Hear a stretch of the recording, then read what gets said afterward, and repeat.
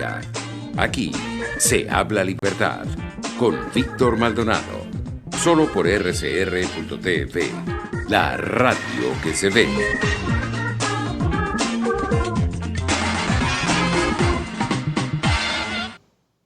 Bueno, seguimos en Aquí se habla libertad de hoy miércoles 29 de abril, día de Santa Catalina de Siena, patrona de Europa, patrona de Italia, una santa del siglo XIV, virgen y doctora de la Iglesia. Y yo muy contento, muy feliz de estar con una persona a la que admiro, que tuve la oportunidad además de darle clase, Sócrates Serrano. Debo garantizar que es un buen hombre porque los hombres buenos devuelven los libros. Yo le presté a Sócrates un libro, Cuentos Rusos, y Sócrates lo devolvió, cosa que lo coloca de mi parte en el panteón de los hombres buenos, de los hombres maravillosos. Actor, psicólogo y psicodramatista, fundador y director de Teleatán. Yo siempre he tenido mucho cariño. Cada vez que nos encontramos por Caracas, le manifiesto mi afecto. Yo por lo general con mis alumnos, pues siempre les tengo un muchísimo, digamos, cariño, ¿no? Son como hijos de uno. Ahora, Sócrates, la vida es la vida, ¿no? Y de repente nos toca pasar por circunstancias difíciles, y yo reconozco en ti a alguien que nos recoloca la situación a través de tus charlas, podcasts, que además que con muchísimo respeto tratas de compartir con todos, hashtag pausa viral, creo que la llamas, y yo te comentaba en off cómo hacemos, Sócrates, para que nuestras ventanas no se nos transformen en barrotes. Ayúdanos. Mira, antes de empezar, quiero agradecer tu presentación y decirte que el cariño y la admiración es mutua, y que una de las cosas que siempre me encantaron de tus clases es la pasión con la que enseñas. Y yo, bueno, pues como soy de los criados a la antigua, cuando se respetaba y se valoraba a los profesores, soy de ese equipo, de los vintage, ¿no? Criado respetando a los profesores y honrándolos, ¿no? O sea, para mí el acto de enseñar es muy valioso, y la manera con la que tú lo haces y la pasión siempre me encantaban tus clases. Así que gracias, y decirte eso que es importante para mí. Pues fíjate, yo siento que esto es un reto enorme para la humanidad entera, sin duda. Yo creo que la idea de barrotes o ventanas definitivamente está en nuestras mentes. Somos nosotros los que permitimos que sean barrotes o ventanas. Por supuesto, hay un hecho concreto, contundente, que tiene que ver con, bueno, pues esta cuarentena y esta pandemia, y nosotros somos los únicos responsables de convertirla en un espacio de sacrificio, de dolor o de tristeza, o un espacio de tránsito hacia adentro, de nuevas posibilidades, de descubrimientos, de productividad también, si se quiere, y de compartir con los seres queridos, ¿no? Entonces, claro, obviamente es una gran sorpresa para todos. Algunos lo viven con más o menos ansiedad, dependiendo de su plataforma emocional de base y de su recorrido personal. Y yo creo que de eso se trata, ¿no? ¿Cómo podemos hacer uso de nuestras fortalezas, de nuestras experiencias positivas, cada uno de nosotros a lo largo de nuestra vida, en este espacio de confinamiento, y verlo más bien como una especie de año sabático, ¿no? O de meses sabáticos, o de espacio sabático, ¿no? Digo año, y a lo mejor algunos se aterrorizaron. ¿Qué? No, año no, año no. Anoche hablaba con mi hermano de crianza que vive en Argentina, y me decía, che, ¿sabes qué? Yo le digo a Janina, su esposa, ¿no? Yo le digo a Janina, este es un año perdido, y tenía a sus chamos cerca, ¿no? A sus chamos pequeños cerca. Sí, yo les digo, es un año perdido. Entonces yo después le decía, cuando estaba solo, no digas delante de los chamos que estás perdiendo un año de tu vida, porque le estás dando un mensaje muy poderoso a ellos, ¿no? Más bien, revisa qué cosas pueden hacer en estos meses. No sabes si va a ser un año. Si llega a hacerlo, bueno, ya veremos, pero más bien revisa qué cosas productivas puedes hacer en estos meses, ¿no? Además de que él tiene la fortuna que vive en una casa en las afueras de Buenos Aires, a 4 horas de Buenos Aires, en la costa, en una zona que es costa y montaña, donde además tiene un jardín, pinos y piscina. Y yo le decía, ojalá que yo estuviera en una cuarentena en un sitio como el tuyo. Exacto. Sería Y que además con sería una gasolina, fortuna. además con gasolina. Y además con gasolina, exacto, ¿no?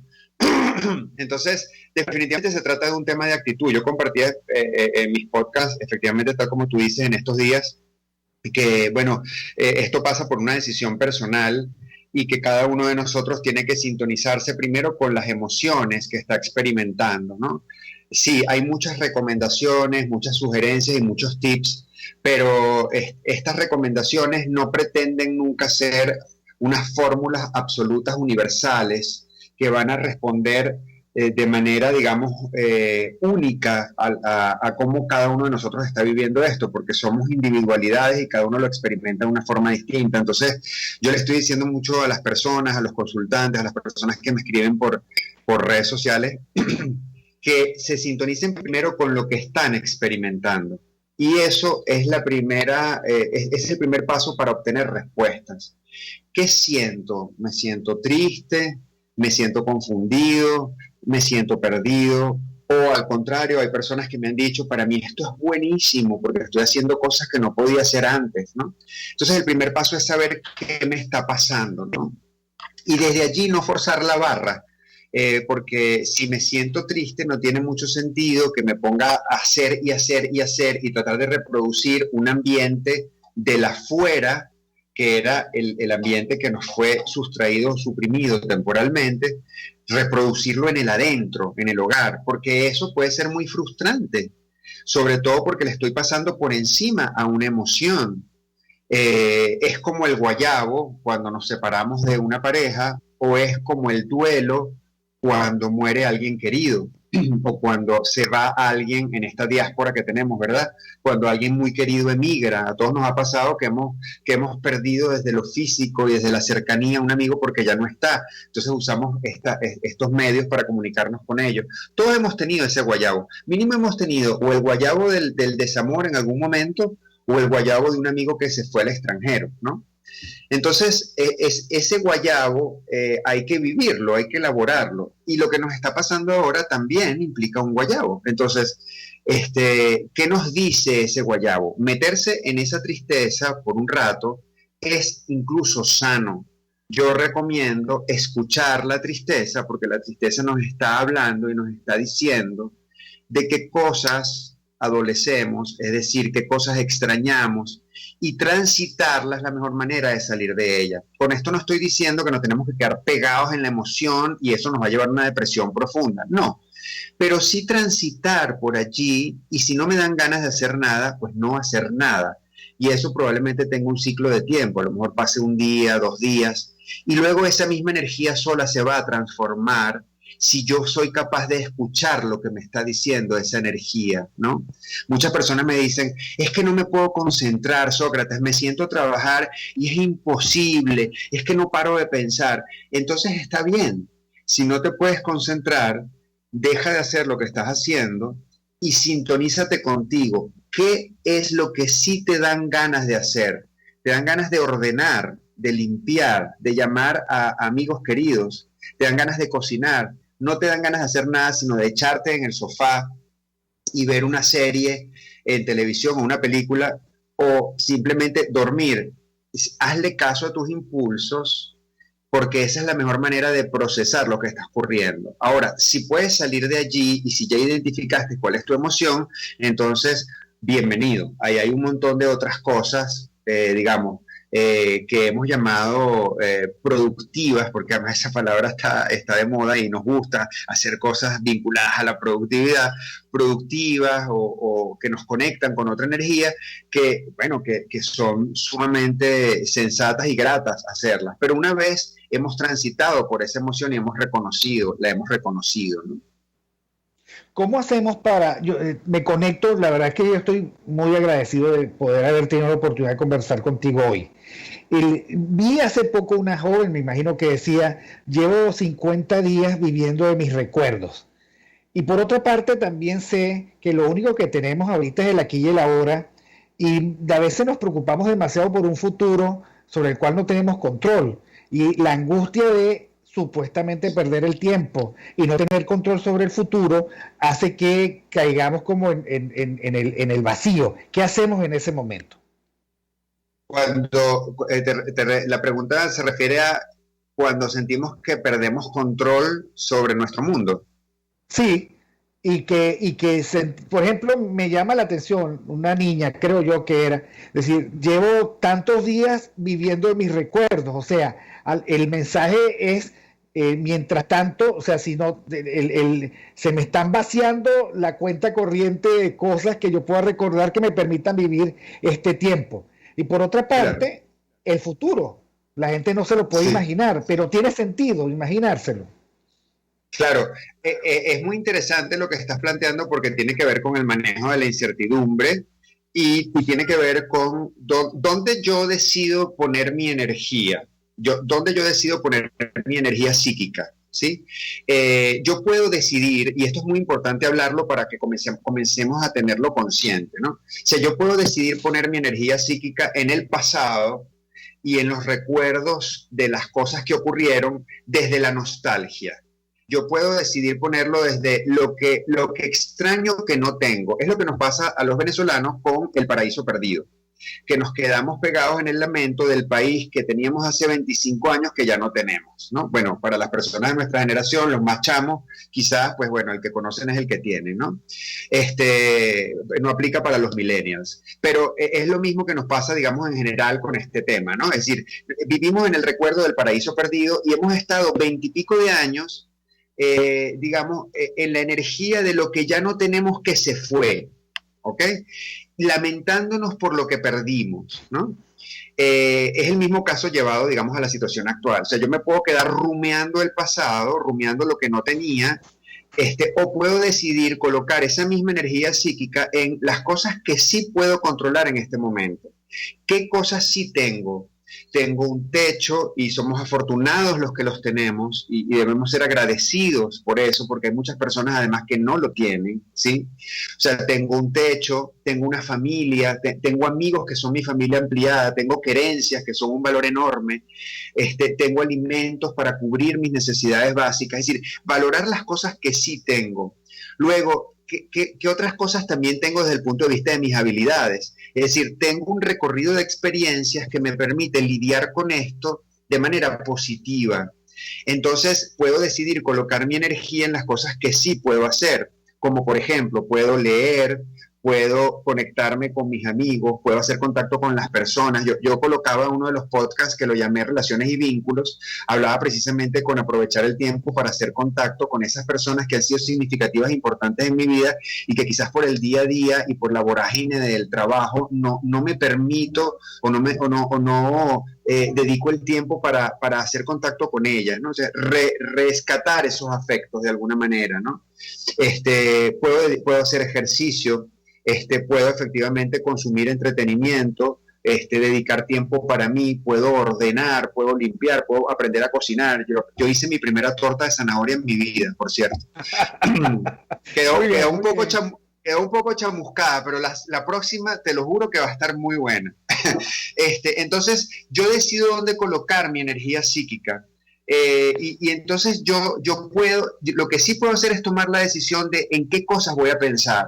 Puedo quedarme pensando en el pasado o empezar a invertir esa energía psíquica en un futuro que realmente es incierto, pero sí me puedo preparar desde mi espacio de influencia y de acción para ese futuro que ninguno de los estrategas más grandes a nivel mundial han podido manejar en este momento. Ni siquiera Angela Merkel, que en este momento está llamada a ser una de las líderes más potentes y notables en la manera en que ha manejado la crisis del COVID-19, ¿no? Entonces, digamos, porque tiene una experiencia de éxito. Por cierto que muchas mujeres están punteando en la manera en que lo han hecho, es impresionante, ¿no? Las mujeres están llamadas a ser las más compasivas, esta mezcla de estrategia y compasión maravillosa que solo las mujeres pueden, pareciera, en esta crisis, resolver y manejar. Los hombres hemos estado 500.000 de años haciendo la guerra para que ellas puedan tener un espacio para ser compasivas. O sea, no nos culpen a nosotros, por favor, que hemos tenido que hacer nuestro trabajo.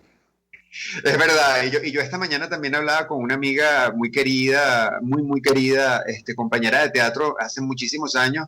Hoy por hoy, por estas vueltas de la vida, trabaja en un banco suizo, es antropóloga, egresada de la Universidad Central, y hoy por hoy trabaja, es una ejecutiva en un banco suizo, ¿ok? Muy bien.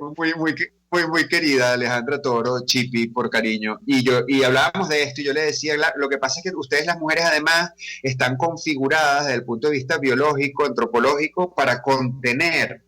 Si ustedes llevan, ustedes llevan dentro de sí durante 9 meses a una personita que se está preparando para la vida. Ustedes son especialistas en contener, en ser compasivas, en cuidar, se forma parte de su naturaleza, ¿no? Entonces es interesante este fenómeno que está pasando con estas mujeres que son mandatarias en diferentes países y que han manejado la crisis de la mejor forma. Pero entonces volviendo, lo que sí podemos hacer es utilizar toda esa energía para prepararnos.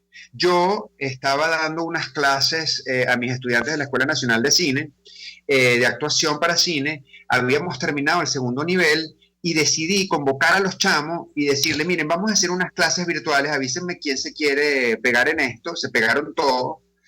Y eso me ha servido a mí para experimentar el formato virtual, que yo lo había experimentado poco, para experimentarlo desde el punto de vista de cómo es esto de dar clases por esta vía. Y he descubierto unos ejercicios interesantísimos que voy a aplicar en mi próximo taller. Es decir, necesitamos y podemos convertir esta experiencia en un espacio de laboratorio para formarnos, para probar cosas, para prepararnos hacia este futuro que, bueno, pareciera que lo que se presenta es que por lo menos van a ser unos 2 o 3 meses más en los escenarios más conservadores, unos 2 o 3 meses más, mientras viene una transición que va a ser progresiva, donde esa normalidad que teníamos va a ser una normalidad que va a estar alterada y que no sabemos si vamos a recuperar por completo, al menos en el mediano plazo. Entonces creo que hay que prepararse para eso, es la gran prueba que tenemos, ¿no? Sí, bueno, y tenemos que salir de nuestro espacio de confort y volver a aprender cosas. Todos, por ejemplo, estamos actualizándonos rápidamente en estos contactos digitales y todos estamos tratando de mantener el contacto y además de usar el tiempo libre luego de quejarnos mucho tiempo de que no lo teníamos. Bueno, querías tiempo libre, aquí tienes. Mucho tiempo libre. Ahora, tú sabes que me ha llamado mucho la atención, yo lamentablemente por aquello de que uno siempre posterga lo que es importante, no pude verte en tu performance como José Gregorio Hernández, ¿no? Pero me hace muy feliz además de que tú hayas sido que lo hayas hecho en el momento en el que después de muchos años de tente, que tiene que ver con la dinámica propia de la iglesia, no había avanzado el proceso de José Gregorio, y ahorita estamos al pie de la beatificación. ¿Por qué, digamos, lo hiciste? ¿Qué nos querías decir cuando hiciste este papel? Tú sabes, Víctor, que yo en el 2017, en diciembre del 2017, fui diagnosticado con un adenocarcinoma. Y durante todo el 2018 viví el proceso de sanación, me sometí a un tratamiento súper invasivo, que bueno, como bien sabes, estos tratamientos oncológicos son muy fuertes, ¿no? Estuve en quimioterapia, radioterapia y también cirugía para poder lidiar con este tumor maligno. Y gracias a Dios salí airoso, salí adelante, pude sanar y bueno, aquí estoy conversando contigo y compartiendo, ¿no? Yo vengo de una familia muy mixta en cuanto a religiones. Mi papá era agnóstico, casi ateo, muy crítico, era un hombre de izquierda, muy de pensamiento crítico ante la religión. Mi mamá es el extremo opuesto, una mujer católica, creyente, digamos, muy de rituales, ¿no? Entonces yo crecí en esta mezcla rara, diversa. Mi hermana y yo crecimos en esta mezcla, pero yo me fui más hacia el lado de mi papá con respecto al tema religioso. Cuando a mí me diagnostican, yo empiezo, bueno, por supuesto, a revisar todos mis procesos espirituales y a ser muy confrontado. Comienzo a tener terapia pues, con mi terapeuta junguiano. Y además comienzo también a asistir a terapia holística. Yo abrí todas las posibilidades de curación y espirituales, ¿no? Y un día mi hermana me ve muy movido y me dice, vístete que vamos a casa de Gregory. Entonces yo no entendía a qué se refería y yo le digo, ¿quién es Gregory? Casa de Gregory. Entonces me dice, sí, en la Candelaria, casa de Gregory. Mi mamá vive en la Candelaria, yo pensé que era un amigo de mi mamá que vivía cerca de ella, y mi sorpresa es que llegamos a la iglesia de la Candelaria y fuimos al sepulcro de José Gregorio y fuimos a una misa. Y yo vi a mi mamá, mi cuñado y mi hermana rezar con mucha fe, y fue una misa muy hermosa, muy especial.